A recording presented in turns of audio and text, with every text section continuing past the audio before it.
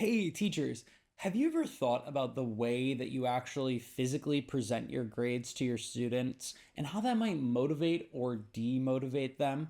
There's actually research that proves that the way that you give your feedback back to essays and projects can affect how motivated students are to try again or try better on the next time. Let me show you an example of how I give feedback to my students when I return essays, and so you can implement this and learn a little bit about how to motivate your students while returning their grades to them. The first thing I do is I give students a copy of their essay with a few comments on it and a summary of their work at the end.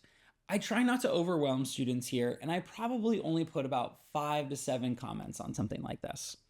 These comments are really specific and typically use language from the rubric in order to reinforce what skill I want them to practice here. Check out my video about Google Docs in order to see how I effectively communicate feedback to students using this technology. At this point, students still do not have a numeric grade attached to their assignment.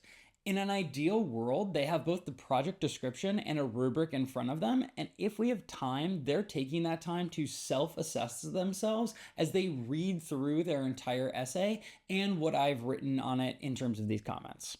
Then I'm going to go ahead and I'm going to pass out rubric sheets to every single student that have not only my grade in a rubric, but also some of my final thoughts and extension of my summary that I put on there before, explaining the rationale for the numeric grade. If I'm passing around these pieces of paper in person, I may even leave the final grade section blank so that students actually have to go through these sections of the rubric and add up that total number so that they start to get that number sense of what section of the rubric either put their score up or pulled their score down. So why is this good feedback? Well, good feedback does 3 things. It tells you where you are, where you want to be, and what you can do in order to close those gaps. Unfortunately, when we put a big number or a B, or C on top of an essay, students immediately jump to that numeric assessment and decide that that is the encapsulating feedback for the entire thing. They don't need any more feedback, or they get the feedback, I'm a failure. By slowing things down and giving students small comments that they can focus on, I'm doing a few things. I'm encouraging self-reflection, which is an important part of growth mindset, but also I'm showing them that I care, that I've taken time to read their writing, think about it, and think about how it could possibly be improved. I'm also showing that I want them to go from where they are now to where they could be. I'm also giving students time to just reread something that they wrote 2 weeks ago and evaluate themselves as a writer, which is something we probably don't do enough of at school. When I do hand out numeric grades, I'm always very careful to hand out those grades in relationship to a rubric or a series of instructions for the project or writing assignment here.